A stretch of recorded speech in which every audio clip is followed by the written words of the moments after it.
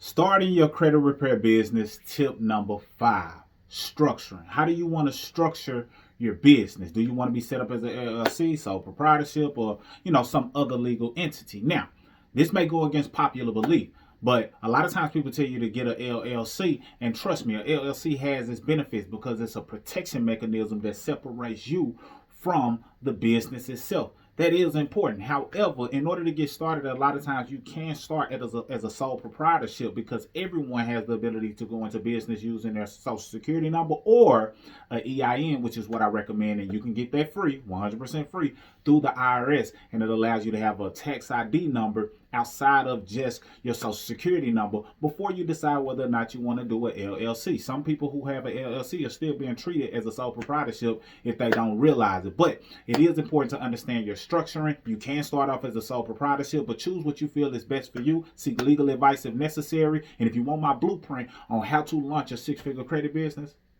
comment below or select the link available below, and I got you.